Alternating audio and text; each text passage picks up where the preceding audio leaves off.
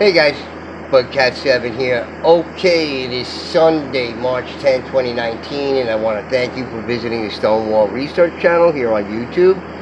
Thank you very much. I very much appreciate it. Okay, guys, this time for you, I got a video on the epic tale of Gilgamesh and the fella who more or less is sort of an unsung hero of archaeology, as our friend C.W. Saram describes him in this book, God, Graves and Scholars, from 1949. It was a world bestseller, translated into 26 languages.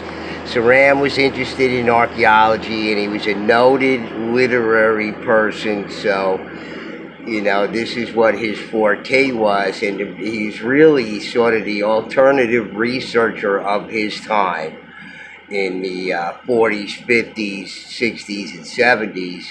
As you know from many of the videos I did from his other book, The First American.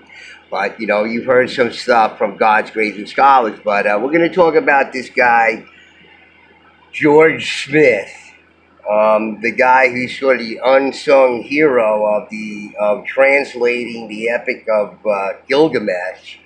And Saram mentions him in his book on, you know, and how he's sort of, the whole thing has been sort of marginalized, at least back then. Nowadays, there's a little bit more interest in it, some modern day stuff, but these archaeologists often do stuff that we never hear about ever again. They say they're going to do this and they're going to examine these artifacts, and you'll see an article and, you know, whatever, the National Geographic or Smithsonian, and nothing ever happens. They never publish anything on it ever again. You know, maybe it takes more years to research or whatever, but you'll see some articles from like the early 2000s, never to hear about these things ever again.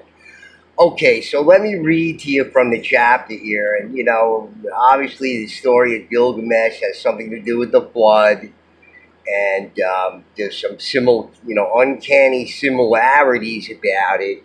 And it seems, you know, pretty much of a given that the stories are so similar. And, you know, Abraham and his wife Sarai came from Sumer, and, you know, they were from that part of the world, so it's hardly surprising that these tales are similar. And you know, the whole thing with the flood and Noah and everything else may just be an allegory for something that happened in the past that was devastating to this planet. And the flood that was in that area of the world, or whatever happened in that area of the world, you know, may have been worldwide. We don't know, but it could have been. It seems likely with all the stories. So anyway, Saram mentions it in the book here. So let me read to you. It's a very short part of this chapter, George Smith in the story of the flood. And I've underlined some sort of pertinent things. Here's Gilgamesh here. Let's take a look at him. Okay, he's holding a lion around the neck. Like he's got like a big, you know, kitty cat or a dog in his arms or whatever. He was a big guy according to legend. And supposedly that's what he looked like right there. Maybe. But he may have been one of the giant humanoids, or, you know, the large hominids, you know, before the flood, before the ice age, before any of these things, you know, happened in the past. So let's read from Saram's book. I'll try to get through it quick. You'll see where I underline these things. And it's just interesting things that Saram makes note of. And, you know, I'm always interested in what he's making note of. Okay. For the full meaning of this work, Gilgamesh, which has yielded so many illuminating insights into the dawn of the human spirit, was not properly understood until many years after its discovery. Okay? Today, every history of world literature mentions it somewhere at the beginning of the book. Modern literary historians, however, basically put little stress on the Gilgamesh epic. They cite 10 or a dozen lines, calling it the, quote, wellspring of epic poetry, unquote, and let it go at that. Actually, it is the whole work that leads us back to the very cradle of the human race and pads out the bones of our remotest ancestors with living flesh. The tracking down of the Gilgamesh epic to the ancient sources was accomplished by a man who died only 4 years after completing the task and whose commonplace name is most unfairly relegated to marginal comments and footnotes in the majority of archaeological histories. Okay, so another marginalized character. I can see from reading Saram's books now, this second book, I'm almost done with it. And, he's all about these marginalized and ignored people and dismissed, like Frank C. Hibben and Galena and Sandia Man and Edwin S. Gladwin of the Archaeological Museum of Arizona. He's nobody because he found elongated skulls there, and we can't have that, So, in any case, let me continue to read here. The tracking down of the Gilgamesh epic to the ancient sources was accomplished by a man who died only 4 years after completing the task, and whose commonplace name is most unfairly relegated to marginal comments and footnotes in the majority of archaeological histories. This man was George Smith, another archaeological amateur and a banknote engraver by profession, who was born on March 26, 1840 at Chelsea in London. Smith was a self-taught. Okay, he was self-taught. All right, and that's something you can't have on YouTube. You can't be an amateur. Okay, you can't be an amateur, and you can't be self-taught. Okay, can't have that on YouTube or anywhere else. That's not allowed. Okay, but let's talk about this guy George Smith. And as a matter of fact, even the Smithsonian came up with an article, and now they're talking about him as an epic hero, how a self-taught British genius rediscovered the Mesopotamian saga of Gilgamesh. That's all fine for over there in Iraq, but, here in North America, nothing goes with the Smithsonian. So just forget about that. But they're honoring this guy. I guess it came, finally they decided to give this guy some praise. This was 1971 that Saram was writing about this, and apparently the whole thing was sort of ignored by mainstream academics. All right, so Smith was a self-taught man who at night in his little room gave himself over with unparalleled zeal to the study of the first publications of Assyriology. At the age of 26, he wrote a few minor commentaries on some cuneiform characters of debated meaning. These essays by the unknown engraver aroused a great deal of professional notice. A couple of years later, he was made assistant in the Egyptian-Assyrian section of the British Museum. When he died prematurely in 1876 at the age of 36, he had already published, I think 12 volumes, a dozen books, and linked his name with significant discoveries. In 1872, this erstwhile banknote engraver was sitting over tablets that Hormuz Rassam had sent to the museum, trying to decipher them. At this time, no one was aware that there had been an Assyrio-Babylonian literature worthy of being ranked with that of the best later heroic epics. As it happened, however, Smith was not interested particularly in the literary quality of the tablets per se. Smith basically was a persevering and apparently a rather amusing man of strict scholarly habits, not at all a poet. He was thrilled by the bare content of the tale, by the quote-unquote what, rather than the quote-unquote how of the legend. The farther he progressed with the decipherment, the more excited he became and the more anxious to know how the argument would turn out. Bit by bit, Smith unraveled the great deeds of Gilgamesh the Strong. He read about the man of the woods, Enkidu, brought into the city by a priest horde to subdue Gilgamesh the Modest. But the violent battle of heroes ended in a draw. Gilgamesh and Enkidu became fast friends and, working together, accomplished many noble deeds. They killed Kumbaba, terrible ruler of the cedar forest, and even challenged the gods themselves when they had offended Ishtar, who had offered her love to Gilgamesh. Always laboriously translating, Smith read farther along how Enkidu died of a frightful sickness, how he was mourned by Gilgamesh, who, to avoid a similar fate, set out to find immortality. During his wanderings, he met Utnapishtim, the primeval ancestor of mankind. This Utnapishtim and his family, when the gods visited a great punishment on the wicked human race, had been the only survivors of the debacle. Afterwards, the gods had made them immortal.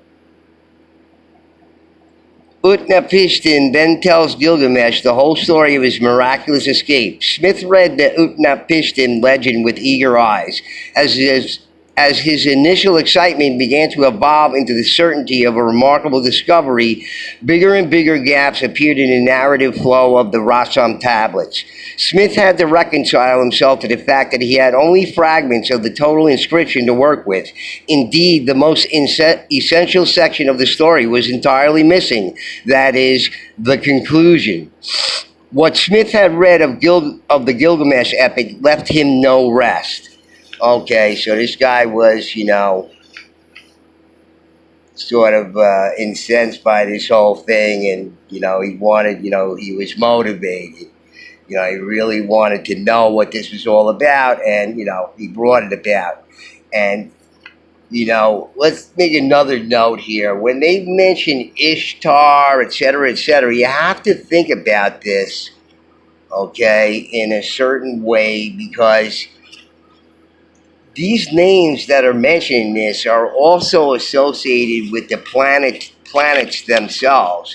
These are the planetary gods of Sumeria that they're talking about, okay?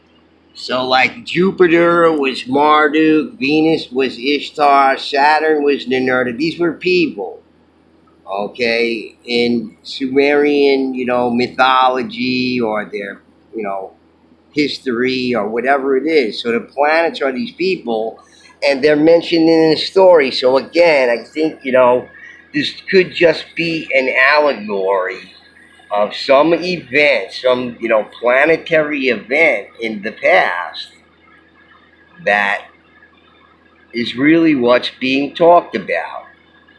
Okay? So let's go on here. Let me see, where am I here?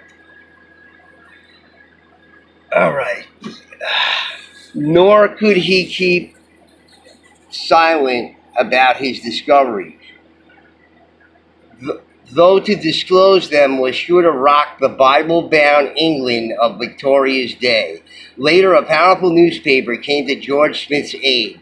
The London Daily Telegraph announced that it was offering the sum of 1,000 guineas to anyone who would go to Kayunchik, find the missing Gilgamesh inscriptions, and bring them back to England. So the London Daily Telegraph is still in existence today.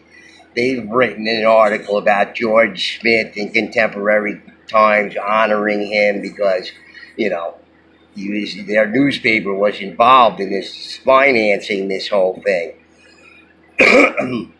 Okay, but, even after, a mainstream, but, we have to understand these papers back then were still fairly independent. They did whatever they want, Even in the early 20th century, it could still be honest reporting because, that's what people wanted back then,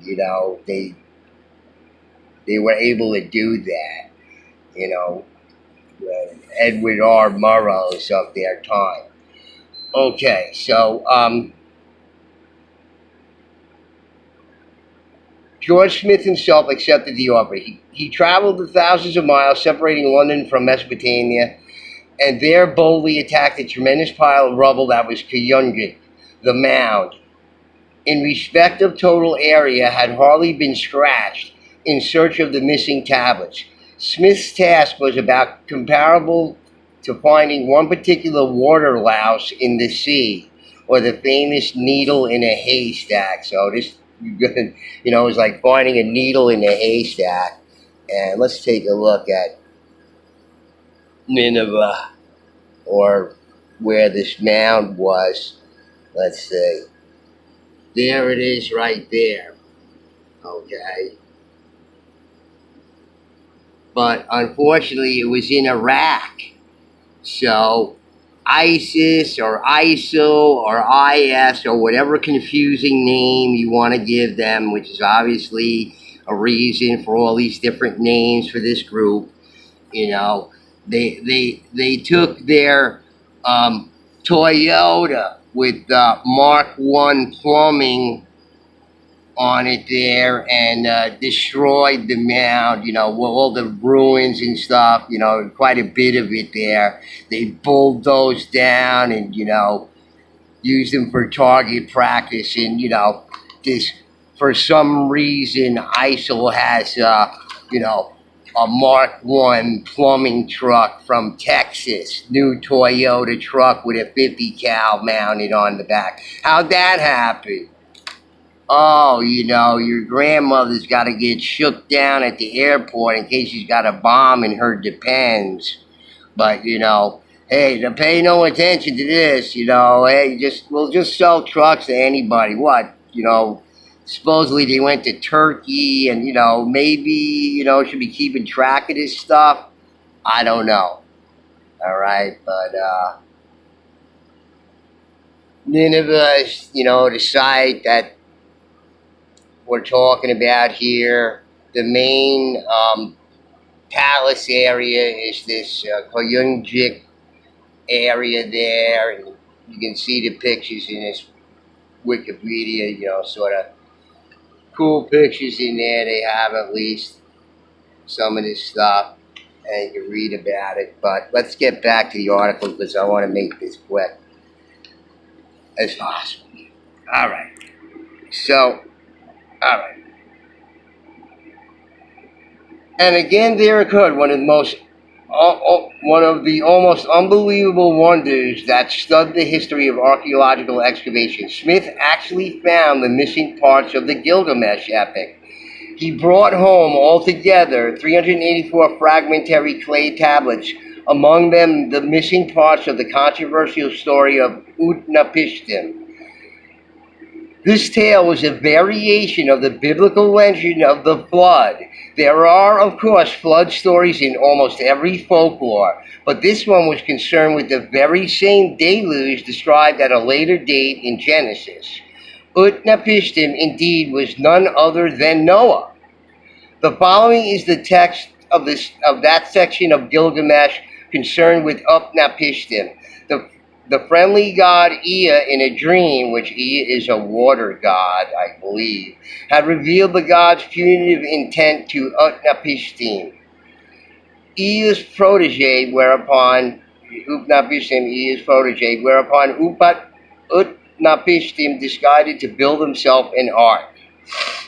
What I loaded thereon, the whole harvest of life, I caused to embark within the vessel all my family and my relations, the beasts of the field, the cattle of the field, the craftsmen. So he took the craftsmen with him. No, he didn't take any craftsmen with him.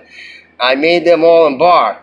I entered the vessel and closed the door. When the young dawn gleamed forth from the foundations of heaven, a black cloud arose.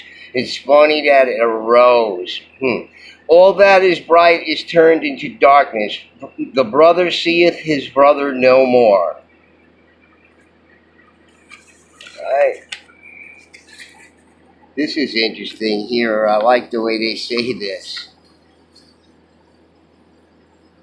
The folk of the skies can no longer recognize each other. That's an interesting statement that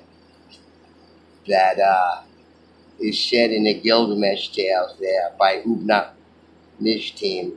The gods feared the flood, so the gods couldn't do anything about it. They fled. They climbed into the heaven of Anu.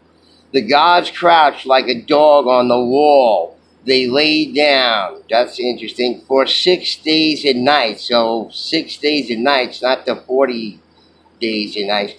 Wind and flood marched on. The hurricane subdued the land. When the seventh day dawned, the hurricane was abated. The flood, which had waged war like an army. The sea was still. The ill wind was calm. The flood ceased. I beheld the sea. Its voice was silent, and all mankind was turned into mud. Interesting for mud fossil people and mud flood people. All mankind was turned into mud. As high as the roofs reached the swamp. I beheld the world, the horizon of sea. 12 measures away an island emerged. Unto Mount Nitzer came the vessel. Mount Nitzer held the vessel and let it not budge. When the seventh day came, I sent forth a dove. I released it. It went. The dove, it came back, and there was no place. It came back. I sent forth a swallow. I released it. It went. The swallow. It came back. As there was no place, it came back. I sent forth a crow. I released it. It went, the crow, and beheld the subsidence of the waters. It eats, it splashes about, it caws. It comes not back. So, that could be an allegory for what, Velikovsky, the Thunderbolts problem, this thing that happened on this planet, and the havoc it wreaked on this planet. Some of it might have been weather-related stuff, whereupon, mammoths could become flash frozen. As Saram was saying in his book, The First American, ice ages are epic in themselves. They take long periods of time. Not like mammoths who are eating jungle stuff 1 minute are flash frozen because it's 30 below zero the next minute. That doesn't happen. But it might happen under some great catastrophe that happens on this planet that might cause something like that to happen suddenly like that. Not in the Ice Age. Ice Age take, millennia to happen. And complete and to subside and all this kind of stuff. It takes a very long time. It's not like that.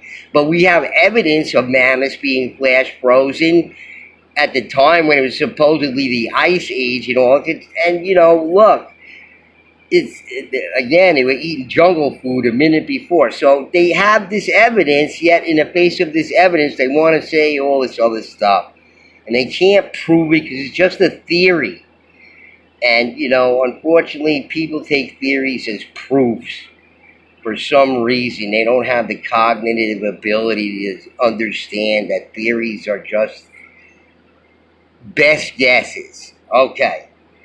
Impossible to question the fact that the primal version of the biblical legend of the deluge have been found. The story of Utnapishtim shows much more than a general analogy to the story of Noah and the ark. Specific events are duplicated, as for instance the freeing of the dove and the raven. This text in cuneiform from the Gilgamesh epic raised for Smith's generation the disturbing question: was the Bible no longer the oldest historical source we had? Once again, research by the spade had enabled us to take a great leap into the past. This time, new aspects presented themselves. Was Utnapishtim's story merely the confirmation of biblical legend by a still more ancient legend? Had not everything the Bible related of this mysterious, opulent land between the rivers been regarded as merely a legend all along? What if there was a factual basis for all these so-called legends? Could the story of the flood, for example, have been based on an actual historical event? And how far back did the history of Mesopotamia actually go? So here's all the kinds of questions that Saram asked that most scholars today would say, well, we know all that stuff. We got a good handle on all that stuff. But Saram is asking these questions because they are legitimate questions to ask. They don't know any of these things, and they still don't know any of these things. Okay? And certainly the more these sites get destroyed, the less we're going to know of them, so. All right, let's finish it because it's not much. All right. Get focus here, I hope. What has seemed to be an impenetrable wall, a total eclipse of history, was soon revealed as a curtain ready to rise upon vistas of unsuspected ancient worlds. A few years after George Smith's discovery, it was again a Frenchman, also a consular agent, Ernest de Sarzec, who in 1880 dug out the sands of Tela, Lagash, a statue of a style never yet seen in Mesopotamia. Though not unrelated in style to previous finds, it was far more archaic and monumental, an example of the earliest kind of art from the infancy of human culture. It looked far older than the Egyptian art, which had been considered the most ancient till then. The discovery of these primal peoples and cultures was the fruit of an exceptionally bold hypothesis of the scholars, brilliantly confirmed by de Sarzec's accidental find. Sometime later, around the turn of the century, a German archaeologist began to excavate the Tower of Babel, and that's what SRAM goes into next. But it's interesting that they say, which have been considered the most ancient till then, because that's what we think of everything now. And that's what was thought of until Göbekli Tepe, and that supposedly changed things, but it still hasn't changed things in people's minds. People are very comfortable in what they think they know. They're very hard to change. They're very hard to come around on whatever subject it may be, because they're just so used to hearing it. It's like a form of brainwashing, right? And they're very dogmatic about what they think they know and all the kind of stuff. So, look, these stories, whether they be the Bible or Gilgamesh or whatever it is, from the far distant past, and talk about the civilization before the flood, that who knows how long existed. The Bible doesn't say, Gilgamesh doesn't say, we don't know. And we don't know what kind of technology they had or didn't have or whatever, or even if we knew what it was. Maybe it would be so bizarre and strange to us, we couldn't understand it. Or they may have use of certain properties, whatever they be, electricity, magnetism, but they use it in ways that we wouldn't think of or expect them to use it. Okay? And they don't use it in the way that we use it. They use it in a different way, a way that it can be used for, but nobody bothers with that because of the context that you find yourself in, depending upon what it is. And this is why the so-called alien stuff is sort of jumped to right away, because it almost seems like that, right? So, in any case, guys, I just wanted to read that to you, and I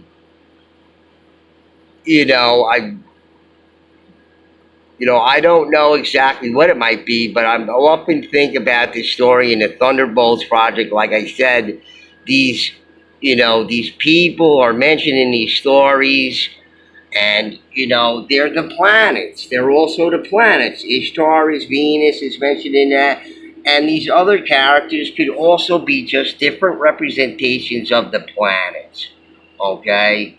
And even in, which I wanted to mention in the video, the Behistun inscription with the 9 captives, well, we have 9 planetary bodies. So, there's 9 planets, and the extra one that the Sumerians talk about or whatever, but, these just could be, anthropomorphized versions of the planets, and they're all captive by the sun, which is also seen as the king, is also the sun, like the pharaoh. You understand? So these captives, even though they're named this one and this one, those things are just the titles, and they may have been actual people, who knows, but they're also the planetary bodies in different names. And these names change throughout the thousands of years that these people had civilizations. Think about the immense changes that could go on, even with these people at this time, which we don't really know a lot about. And especially, when they're busy and destroy it. Here was another site, Lagash.